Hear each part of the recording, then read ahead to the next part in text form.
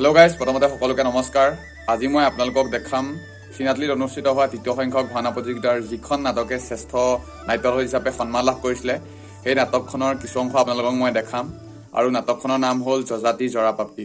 আৰু যিজন ভাৱৰীয়াই শ্ৰেষ্ঠ ভাৱৰীয়া হিচাপে সন্মান লাভ কৰিছিলে তেওঁকো আপোনালোকক দেখাম আৰু তেওঁৰ সংলাপো আপোনালোকক শুনাম। আৰু ভাওনাৰ কিছু অংশ আপোনালোকলৈ আগবঢ়াইছোঁ। চ' যদি ভিডিঅ'টো ভাল লাগে লাইক কৰিব। চ' দেৰি নকৰি ভিডিঅ'টো ষ্টাৰ্ট কৰোঁ। ব'লক।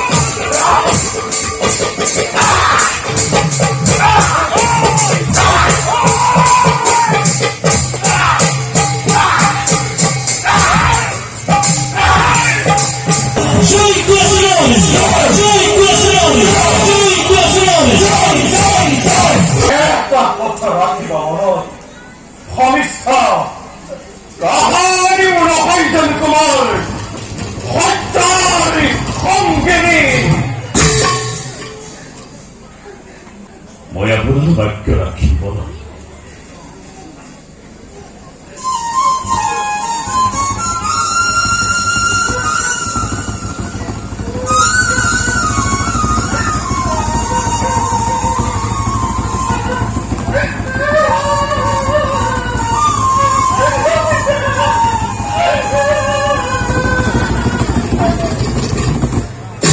তোমাৰ ৰুদ্ৰবনৰ সমকক্ষ কিন্তু নহয়তেও যায়। চন্দ্ৰবংশীয়তা হিচাপে সকলোকে সমদৃষ্টি চকী কৰ্তব্য কৰে। কোৱা মোক নকৰি সংকোচ। আজি মই সত্যতাবদ্ধ হৈ কৰিছো অংগীকাৰ। তোমাৰ মনোবাঞ্ছা অৱশ্যেই মই কৰিব। যদিও বা মই তেওঁ জানি ৰাখি মোৰো আছে অপৰন্ত মন সম্ভাৰ।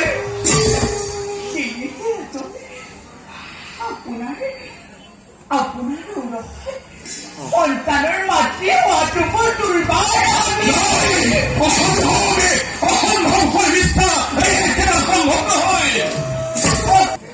সুদা ডিঙিৰে মানুহজনক অন্ন দিব নাপায়।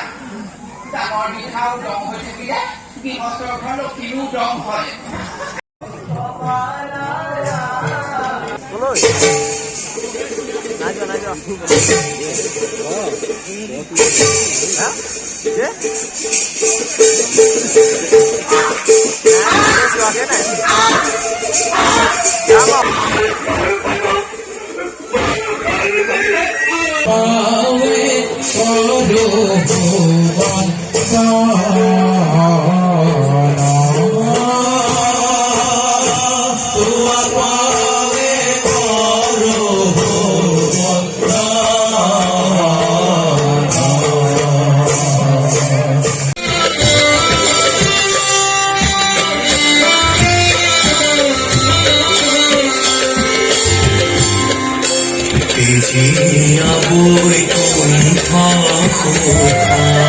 এই মঞ্চত বঁটা গ্ৰহণ কৰিছে শ্ৰেষ্ঠ ভাৱৰীয়া তৃতীয় সংখ্যক অসম ভাওনা প্ৰতিযোগিতাৰ প্ৰথম শ্ৰেষ্ঠ ভাৱৰীয়া মই গংগাৰ নন্দন মাতৃৰাজে কৰিছিলো প্ৰতিজ্ঞা। চিৰদিন মই ব্ৰহ্মচাৰী। হে সত্যবাদী জিতেন্দ্ৰীয় বুলি সকলোৱে মোক কৰিছে স্বীকাৰ।